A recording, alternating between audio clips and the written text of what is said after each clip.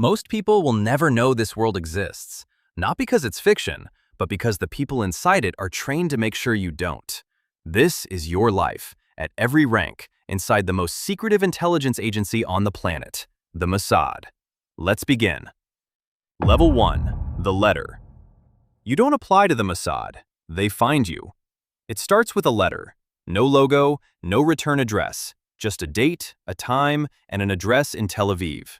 You're 24 years old. You just finished your mandatory IDF service. You were good. Better than good. Someone noticed. You show up to a building that looks like an accounting firm. Gray walls, fluorescent lights. A man in a plain shirt shakes your hand and doesn't tell you his name. He asks you questions for 3 hours. Not about your skills, about your loyalties, your family, your fears, whether you've ever lied to someone you loved. You answer honestly. That's the right answer. You leave without knowing if you passed. 2 weeks later, another letter arrives. Report Monday. Your salary starts at 12,000 shekels a month, roughly $3,200. It sounds modest. It won't stay that way. Level 2. The Academy. There is no campus, no uniform, no graduation ceremony anyone outside will ever see. For the next 8 months, you disappear. Your family thinks you work for the Ministry of Defense. That's what you'll tell them for years, maybe forever. The training is psychological before it's physical. They test how you think under pressure, how you build a cover story, how you memorize a map of a city you've never visited and navigate it blindfolded, in your mind. Languages: Arabic, Farsi, English if you don't already speak it. You learn to read a room in 3 seconds. Who's watching? Who's nervous? Who doesn't belong? You fail exercises on purpose sometimes, to see how you handle failure. You're told, the mission always comes before you, before your comfort, before your name, before your ego. You begin to understand what that actually means. And it's heavier than you expected. Level 3. First assignment. You are now a Katsa, a field intelligence officer. Your first posting is Amman, Jordan. You're not there as yourself.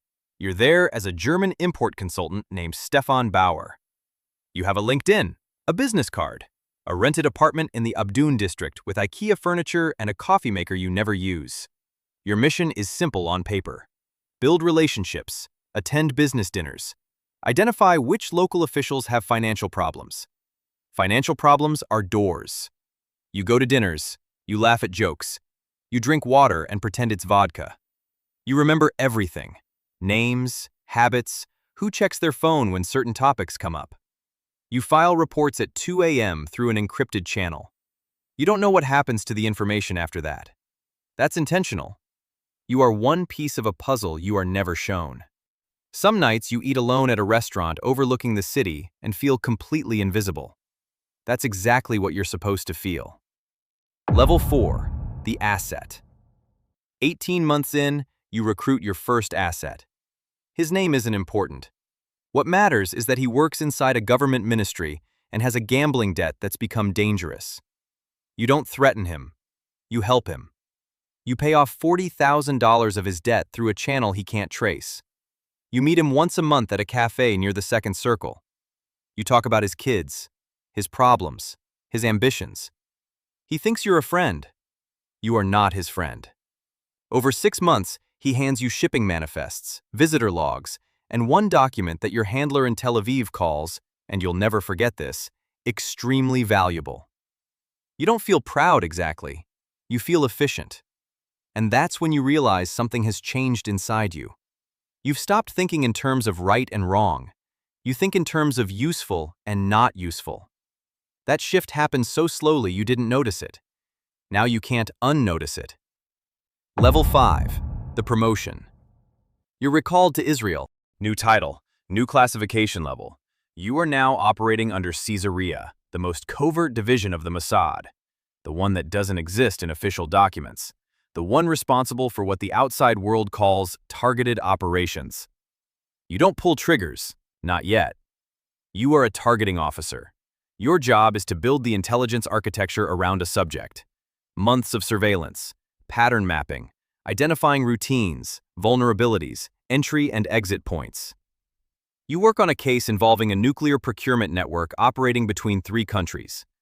You spend 4 months building a profile on a man in Vienna, where he walks, who he meets, what hotel floor he sleeps on, whether he has a dog that might bark. You are the last layer of intelligence before a decision is made above your level. You learn that decisions above your level are made without emotion. This, you are told, is what professionalism looks like. Your salary is now $9,500 a month, tax-exempt, deposited into an account in Zurich you access through a name that isn't yours. You have no social media. You have no public existence. You are a ghost who earns more than your university friends and can never explain why. Level 6. Blood on the board. The man in Vienna is neutralized. You are never told exactly how. You don't ask, but you read between the lines of a 3-sentence secure message from Tel Aviv. Operation closed. Asset no longer active. Well done.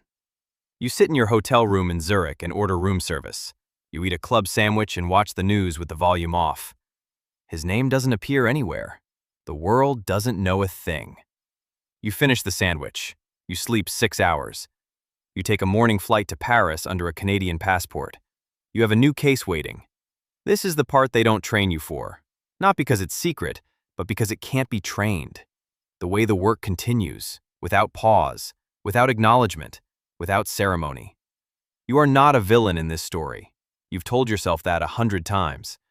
You're starting to need to tell yourself more often. Level 7. The inner circle. 5 years in.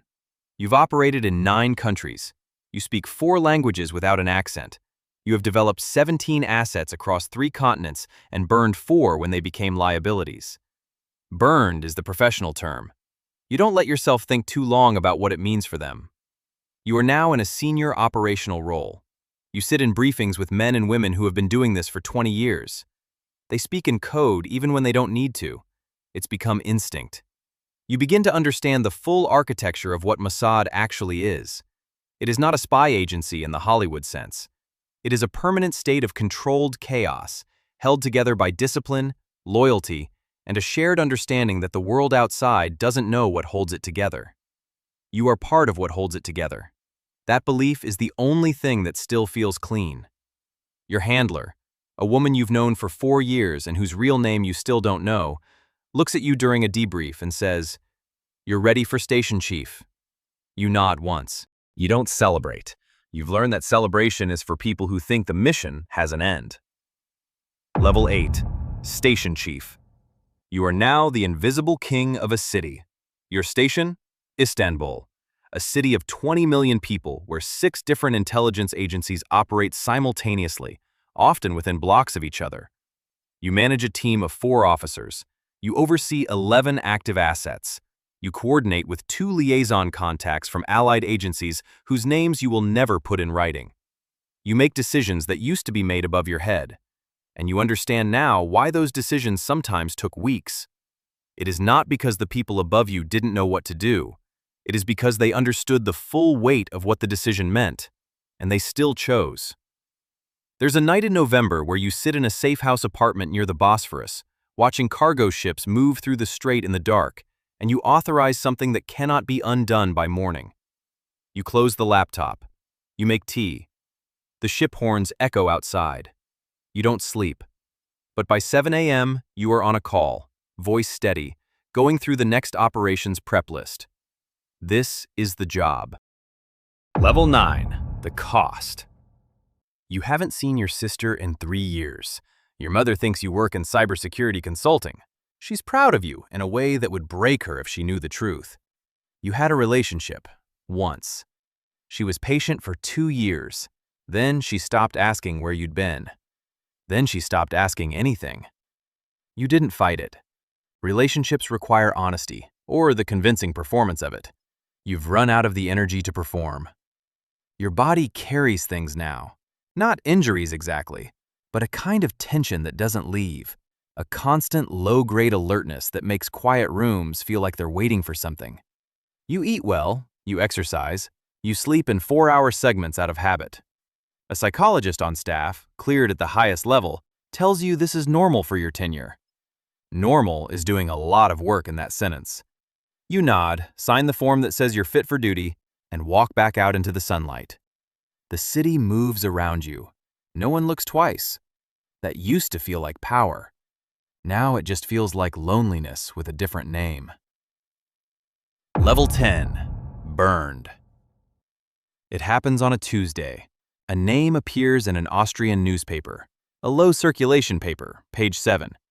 The name is one of yours, an alias, used on a single operation 4 years ago. Someone leaked it.